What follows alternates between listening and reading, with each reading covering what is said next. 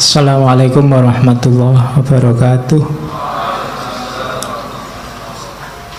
Bismillah, kita lanjutkan ngaji kita.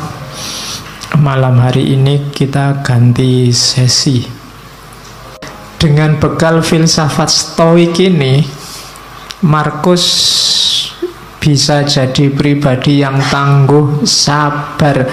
Markus ini dikenal raja yang sangat sabar, ulet, tekun, dan akhirnya menang. Meninggalnya karena sakit, tidak karena perang. Meskipun hidupnya banyak mengalami pengeram, mengalami bencana alam. Oke, kita lihat ya dahsyatnya filsafat dalam diri seorang pemimpin stoikisme. Ada tokoh barat yang meneliti filsafat Islam, namanya Joseph van Es. Katanya Joseph van Es, hasil penelitiannya tentang stoik ini sebenarnya epistemologi yang banyak dikembangkan dalam tradisi filsafat Islam itu bukan Aristotelian, tapi logika-logika stoik. Makanya bau spiritualnya agak kental. Kalau Aristotelian murni kan agak realisme. Kalau coba baca Al-Kindi, baca Al-Farabi, baca Ibnu Sina, itu kan bau spiritualnya kuat. Cara berpikirnya agak bau stoik. Ya silahkan kamu cari sendiri apa ya begitu. Oke, kita lihat ya, di mana menariknya stoikisme khasnya Marcus Aurelius. Orang stoik itu ciri berpikirnya 4. Yang pertama, berfilsafat tidak perlu jelimet, yang penting baik dan manfaat. Ini prinsip luar biasa. Kalau di kita kan kadang-kadang filsafat itu kalau nggak jelimet kan kurang filsafat. Filsafat itu harus rumit, kalau tidak rumit tidak filsafat. Prinsipnya stoik kebalikannya, nggak ada gunanya perumitan-perumitan itu. Yang simpel saja, apa adanya, tapi baik dan manfaat. Di antara yang membuat banyak orang trauma sama filsafat itu kan buletnya itu. Semakin ada tokoh filosof ngomong kok jelimet, semakin kamu puji, wah filsafatnya jeru gue mesti. Ya kan, setiap kali kamu nggak paham kan kamu anggap itu wah dalam itu, kan gitu kamu. Padahal prinsipnya stoik kebalikannya, tidak begitu. Jadi gagasan-gagasan besar itu tidak terlalu penting. Yang penting itu gagasan yang baik dan manfaat. Itu rumus pertama itu. Makanya stoikisme itu mudah dipahami. Kenapa kalian tidak paham? Ya karena bahasa Inggris kebanyakan referensinya, terjemahan ke dalam bahasa Indonesia. Yang kedua, stoikisme ini rasanya agak cocok sama dunia timur karena yang ditekankan dimensi internalnya manusia, dimensi dalamnya, dimensi ruhaniyahnya, termasuk konsepnya tentang kebahagiaan.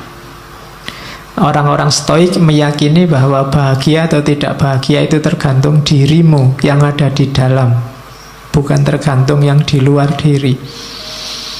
Kalau kebahagiaanmu kamu cantolkan pada yang di luar dirimu, percayalah kamu tidak akan ketemu yang namanya bahagia. Saya bahagia Pak kalau besok punya uang banyak. Kamu tidak akan ketemu-ketemu, karena begitu kamu dapat uang banyak, kamu pengen lebih banyak lagi. Kalau saya punya istri cantik Pak, mungkin kamu tidak ketemu bahagia karena yang lebih cantik dari istrimu besok pasti banyak. Ya mau kamu kawin, ya pas dikawini cantik, nanti lama-lama ya tua dan jelek. Yang lebih cantik pasti banyak. Kalau dasarmu hanya itu, kamu tidak akan ketemu-ketemu sama kebahagiaan. Kekayaan juga begitu. Maka katanya Stoik, yang penting dimensi dalammu. Meskipun gak terlalu cakep, gak terlalu kaya, asal kamu puas, rela, ridho, bahasa agamanya, sudah cukup bahagia. Oke. Kemudian orang-orang Stoik punya pandangan bahwa alam semesta ini kalau dalam agama yang ketiga ini namanya sunnatullah. Ada logos universalnya. Jadi alam ini ada sistemnya dan ada tujuannya. Kenapa kok menurutmu kadang tidak adil, menurutmu kadang tidak imbang, menurutmu kadang tidak cocok? Biasanya kesimpulanmu begitu karena lihat parsial-parsial, karena lihat satu peristiwa demi satu peristiwa. Kalau kamu baca lebih utuh, lebih luas, sebenarnya semuanya ada skenarionya, ada sistemnya. Itu keyakinannya orang Stoik. Sekali-sekali perlu ada bencana, sekali-sekali perlu ada kesedihan, sekali-sekali itu membacanya jangan diputus di bencana itu saja, di kesedihan itu saja. Bacanya jauh lebih luas, nanti akan kelihatan ada skenario besar. Ada aturan, ya kayak ada yang miskin, ada yang kaya. Itu kan ada main fungsinya sendiri-sendiri. Ada yang cantik, ada yang jelek. Itu semuanya kan ada struktur besarnya. Kalau cantik semua juga mungkin ada sunatullah yang akan tidak jalan, jelek semua juga begitu. Oke, kamu sendiri yang bisa nyari contoh banyak. Terus yang terakhir berarti apa? Manusia itu tugasnya ya jalankan fungsimu sebagai manusia. Tidak usah terlalu banyak komplain, terlalu banyak protes, terlalu banyak rekayasa. Malah bulet sendiri kamu nanti. Malah bingung sendiri, kayak Diogenes kemarin loh. Kenapa hidup kita susah? Kita sendiri yang bikin rumit. Jadi jangan dibulet-bulet, kembali ke yang alami-alami, yang natural-natural. Nah, itu maunya orang-orang Stoik. Manusia itu kan yang bikin rumit kan dirinya sendiri. Sebenarnya rumusnya hidup itu kan simpel. Kalau lapar ya makan, kalau ngantuk ya tidur. Kalian ngaji kok sambil ngantuk kan bingung, Pak saya ngantuk sekali Pak. Ya tidur. Kan simpel. Kamu sendiri yang bikin rumit. Gitu loh. Oke. Kalau enggak punya ya nyari. Kalau yang dicari ada di orang lain ya minta nggak dikasih ya utang. Itu kan rumus simpel sebenarnya. Utang nggak boleh ya dirayu. Ya, nggak bisa ngerayu ya ngerampok. Oke, jadi ada rumus-rumus simpel yang kita bikin rumit sendiri. Dan itu kadang menyusahkan kita sendiri. Jadinya tidak balance hidup kita. Hidup ini ada sunnatullahnya, ada rumus-rumus pakemnya. Ini 4 cara berpikirnya orang Stoik. Sekarang kita lihat Marcus Aurelius, cara dia menerjemahkan gagasan-gagasan Stoik. Saya ambil pertama tentang kehidupan. Malam ini kita banyak ngomong tentang semacam quotes-nya, karena Marcus Aurelius ini tidak meninggalkan karya selain satu buku semacam buku harian yang diterjemahkan dalam bahasa Inggris, judulnya Meditation. Kalian cari, downloadan gratis itu. Masih asli dalam bahasa Inggris. Kalau ada yang pintar bahasa Inggris boleh diterjemah. Dan ini saya potong-potong dari situ, saya klaster-klaster. Cuma tidak bisa banyak karena bukunya tebal, ya kita ambil yang sesuai kadar waktu ngaji kita. Meskipun saya tidak yakin bisa nyampe semua karena banyak. Jadi hidup ini yang pertama rumusnya katanya Marcus, carilah apa tugasmu. Katanya Marcus, segala sesuatu apakah itu kuda atau anggur, diciptakan untuk tugas tertentu, untuk peran tertentu, maka carilah tugasmu sebagai manusia. Sering kan saya singgung ayat afahasibtum annama khalaqnakum abasa. Itu kan Allah loh yang ngomong. Apa kami ciptakan engkau itu hanya untuk iseng? Pasti tidak, ada tujuannya. Kejar itu. Yo, Al-Quran banyak ngomong tentang tujuan hidupmu ini. Enaknya karena sayangnya Allah sama kita, kan kita sama Allah langsung ditunjukkan, ini lo tugasmu. Jadi yo kayak misalnya ini ja'ilun fil ardi khalifah, aku ciptakan manusia di muka bumi jadi khalifah. Ini kan Allah langsung ngasih petunjuk, ini lo tugasmu. Maksudnya Markus, yo kamu jalan di tugasmu itu. Setiap hal di muka bumi ini ada perannya, ada tugasnya. Jangan dikacaukan. Kamu sendiri juga jangan kacau, nanti kamu susah sendiri. Oke. Teh ini kan dia punya tugas, dibikin jadi minuman. Ya diminum, tidak apa-apa.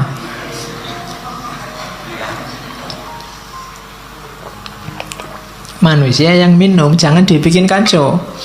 Nanti tehnya kamu pakai ngepel, terus kamu siramkan di karpetnya masjid, itu jadi kacau, kamu sumpek sendiri. Tidak di situ mainnya teh, dia untuk diminum.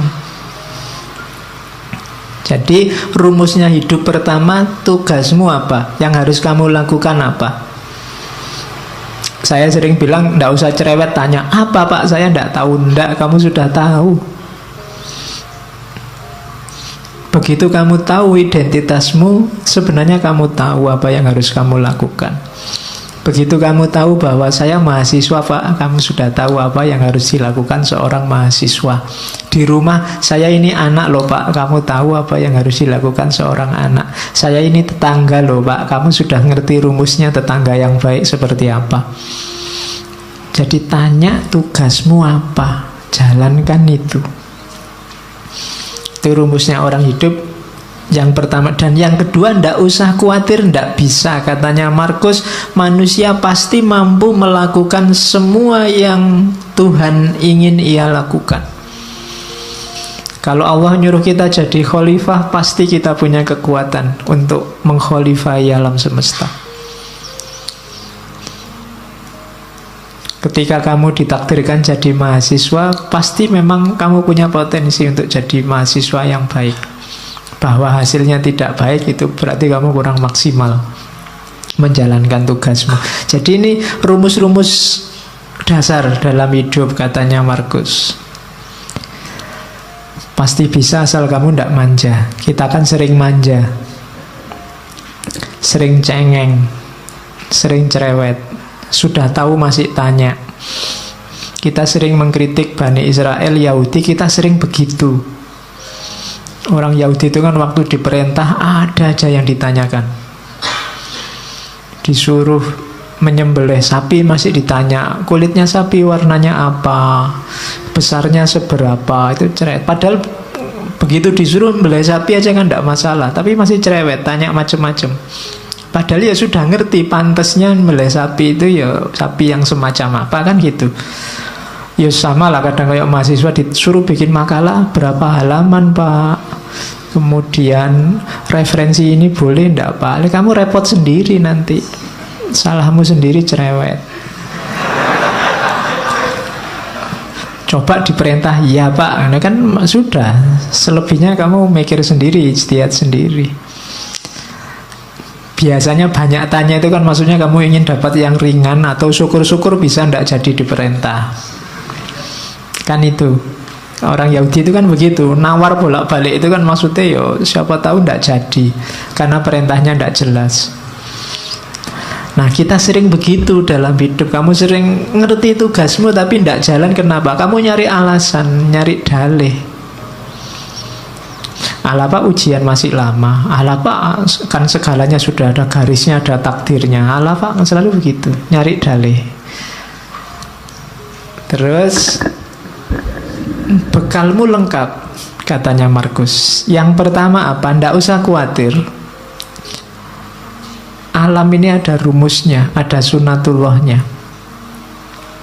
Jalankan tugasmu sesuai sunatullah.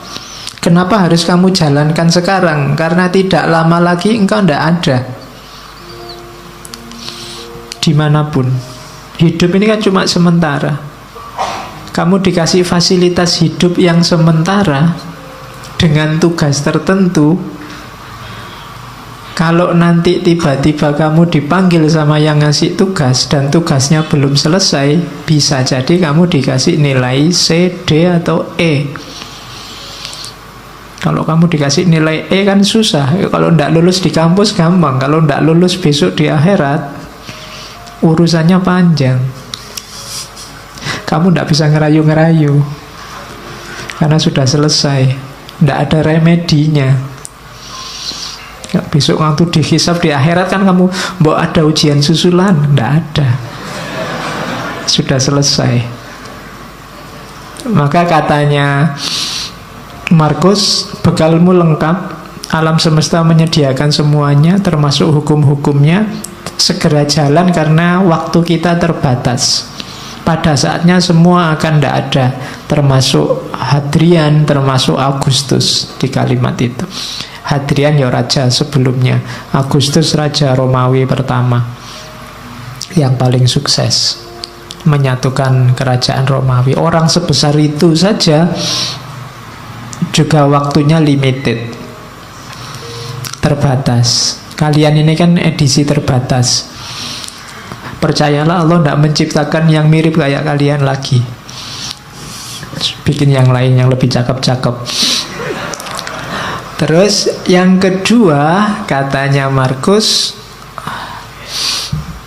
fokuslah pada apa yang kamu lakukan karena tugasmu di situ. Ingatkan dirimu bahwa tugasmu adalah menjadi manusia yang baik. Ingatkan dirimu apa tuntutan alam pada manusia. Jadi alam ini kayak mesin besar, ada sistemnya, kamu punya peran. Itu yang dimaksud tuntutan alam. Kalau kamu tidak memainkan peranmu, alam ini akan kacau ritmenya.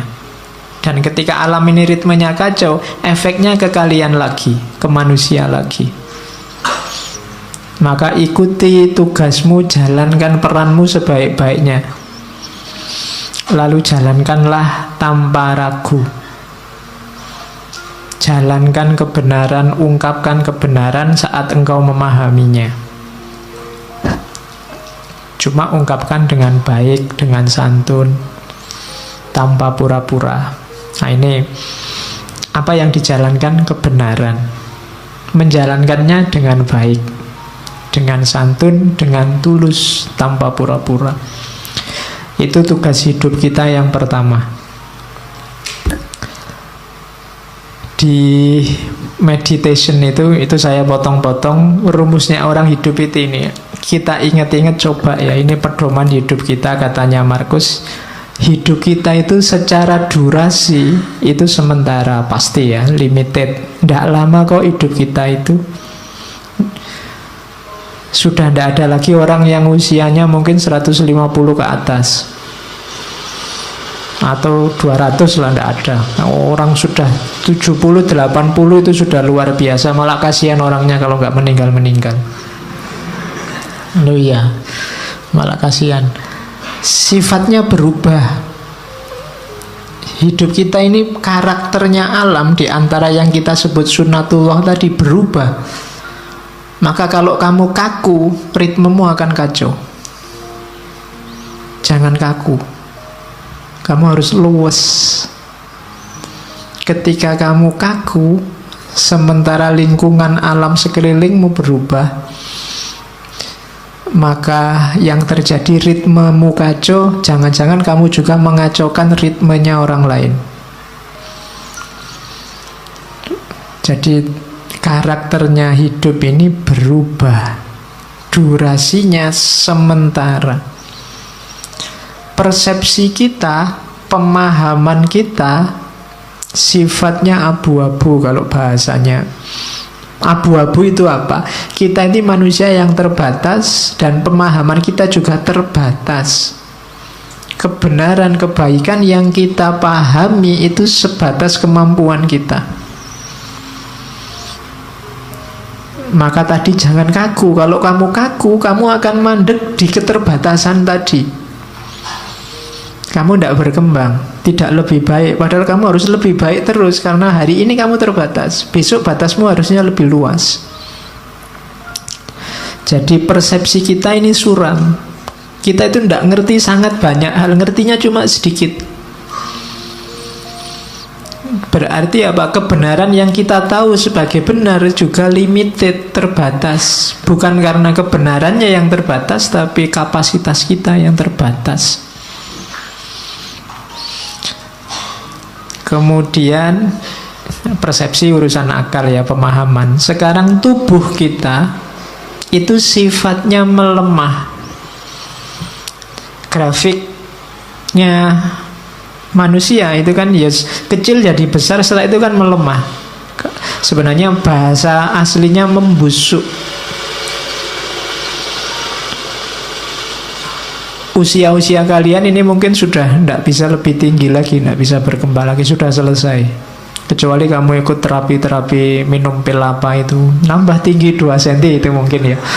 Sudah tidak bisa, percayalah, sudah habis pertumbuhanmu. Kamu minum susu pertumbuhan tulang sampai berapa, sudah selesai. Usia-usia kita sudah tua. Jadi, dan grafiknya pasti semakin melemah. Tidak ada orang yang tambah tua, tambah kuat, luar biasa, tambah, tidak ada. Pasti. Jadi tubuh, jasad, fisik itu semakin melemah. Kemudian jiwa kita itu yang karakter utamanya sebenarnya dia kebingungan. Soul itu. Dia kalau tidak punya pemandu resmi, dia selalu bingung, mudah dipengaruhi. Akal itu kan, mental itu kan mudah dipengaruhi. Sekarang seneng, besok benci. Kemarin kerjasama, sekarang gegeran. Itu jiwa kita selalu begitu, mudah dipengaruhi, selalu dalam kebingungan. Kemudian 5 yang atas tadi kan serba tidak enak. Terus kamu, kalau gitu saya nunggu takdir, keberuntungan. Tidak, keberuntungan, takdir itu tidak bisa ditebak. Tidak mesti.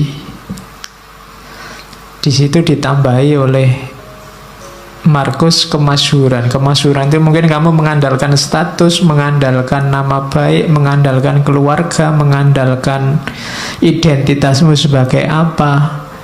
Katanya Markus itu juga tidak pasti. Seterkenal apapun orang, pada saatnya juga lenyap, dilupakan. Jadi ternyata hidup kita itu semacam ini. Ringkasnya apa? Katanya Markus, hidup ini bagian fisiknya seperti sungai. Dia berubah semakin lama semakin melemah. Sungai itu kan mengalir semakin ke yang lebih landai, lebih ke bawah. Sementara jiwa kita, rohani kita bagaikan mimpi dan kabut, tidak jelas, kebingungan. Dan akhirnya kita menjalani hidup itu kayak medan perang. Seperti medan perang dan perjalanan yang jauh dari rumah. Jadi hidup ini medan perangmu. Perang di mana? Perang melawan dirimu sendiri sebenarnya. Melawan hidupmu sendiri. Dan jangan mengandalkan reputasi, jangan mengandalkan status, jangan mengandalkan nama baik, karena semuanya akan terlupakan. Maka tidak usah terlalu banyak membuang energi untuk hal-hal yang tidak penting. Ayo mikir hidup kita sendiri saja. Wong hidup kita sendiri juga tidak terlalu bagus situasi dan kondisinya. Wong ya semua orang begitu. Kalau ditarik lebih jauh lagi, tidak ada orang yang pantas sombong. Sering saya bilang bahwa manusia itu diciptakan sebagai sosok yang tidak pantas untuk sombong. Karena lemah dalam segala aspeknya. Oke, nah kalau hidup begitu, kebahagiaan terus. Lah kalau gitu apa harus sumpek? Enggak, katanya Markus. Meskipun hidup itu selemah itu, tapi kita tetap bisa bahagia.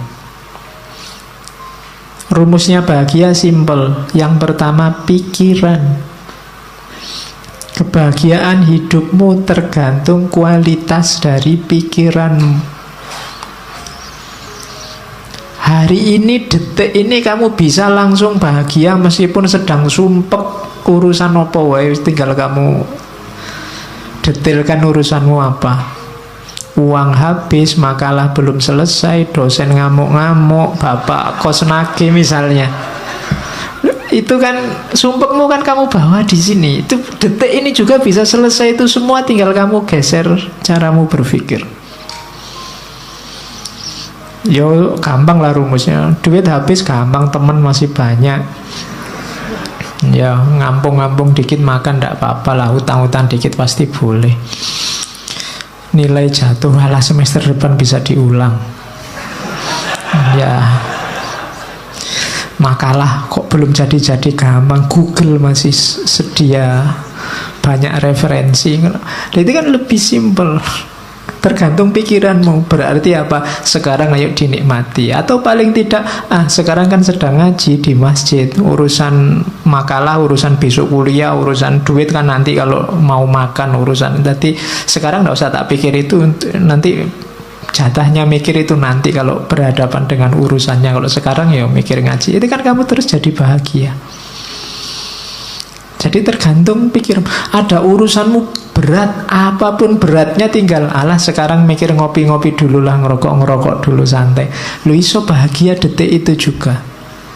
Jadi kebahagiaanmu itu tidak tergantung apa-apa di luar dirimu, tapi pikiranmu. Makanya sangat sedikit hal yang dibutuhkan untuk hidup bahagia, dan semuanya ada dalam dirimu. Di mana itu? Caramu berpikir. Misalnya kamu, Pak, saya sumpek hari ini, Pak, orang Indonesia itu loh terpecah dua. Ada kubu pro calon ini, kubu pro calon itu. Loh yang nyuruh kamu mikir itu loh siapa? Nggak ada orang yang nyuruh kamu ngomentari itu loh. Salahmu dewe kamu menyumpekkan dirimu dengan itu.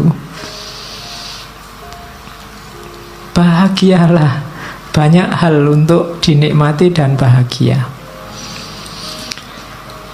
Nah, itu rumus pertama ya, bahagia dari pikiran. Yang kedua, kebahagiaan akan lahir, hati-hati jangan dicantelkan pada hal di luar dirimu. Katanya Markus, kebahagiaan mereka yang ingin populer tergantung orang lain. Orang yang semacam ini tidak akan bisa bahagia. Orang yang ingin populer berarti dia butuh follower banyak, dia butuh jempol banyak, dia butuh dipuji, butuh dikomentari. Kalau sandaranmu bahagia ini, kamu akan susah bahagia. Karena akan selalu ada orang yang tidak suka padamu. Ngaji ini mungkin yang suka banyak, yang tidak suka pasti juga ada. Kalau kamu sumpek dengan yang tidak suka, kamu tidak akan bahagia-bahagia. Kalau kamu sumpek dengan hatersmu, kamu tidak akan bahagia. Karena akan selalu ada orang yang tidak cocok. Karena memang tipenya orang beda-beda. Jadi kebahagiaan orang yang ingin populer itu tergantung pada orang lain. Maka jangan nunggu populer dulu baru bahagia. Jangan nunggu dipuji banyak orang dulu baru bahagia. Bahagialah sekarang. Kebahagiaan mereka yang nyari kesenangan akan diikat, berubah-ubah sesuai mood yang berada di luar kontrol mereka. Nah, ini kalau kamu ingin bahagia saat senang saja, kamu mungkin juga susah bahagia. Kenapa? Hidupmu kan banyak sumpeknya, banyak alangannya, banyak rintangannya. Seneng wisuda ndak lama, besoknya sudah sumpek mikir kuliah lagi, apa kerja, apa kawin, sumpek lagi. Ya kan? Ndak ada selesainya. Kalau kamu mengandalkan seneng, Hidupmu itu tidak pernah seneng full 100%, selalu ada bagian sumpeknya. Kalau kamu nunggu mood seneng baru bahagia, kamu mungkin tidak bahagia-bahagia. Alhamdulillah Pak, dapat uang banyak, besoknya sumpek, ini duitnya buat apa, terus gegeran, terus macam-macam. Tidak lama ternyata kalau bahagia itu mengandalkan seneng. Maka bahagia itu, katanya Markus, tirulah orang-orang bijaksana. Bahagia itu apa? Dalam kebebasan mereka dari segala keterikatan. Berarti apa? Ya temukan dalam dirimu saja, tidak usah diikat oleh apapun dari luar dirimu. Dengan pikiranmu saja sekarang kamu sudah bisa bahagia kok. Ngapain capek-capek nyari cantelan di luar?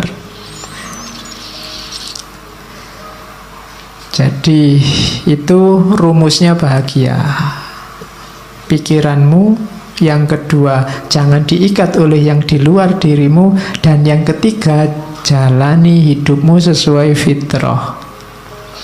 Setiap makhluk hidup akan utuh, berarti menemukan kebahagiaannya saat mengikuti jalan dalam alamiahnya sendiri.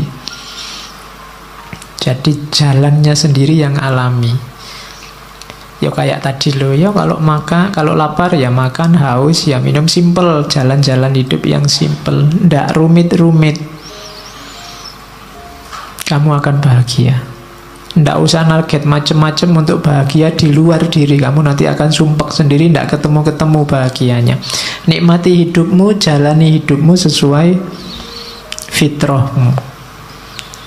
Nggak usah pakai semboyan, pokoknya Pak, saya nggak akan kawin sebelum kaya, itu bikin sumpek sendiri. Ya kalau memang ada calonnya, cukup segalanya, ya nikah saja.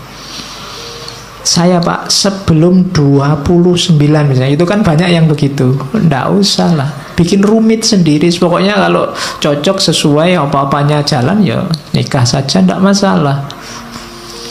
Itu hidupmu akan utuh. Oke, yang tadi kebahagiaan. Sekarang menghadapi kesulitan yang kita sebut rasa sakit.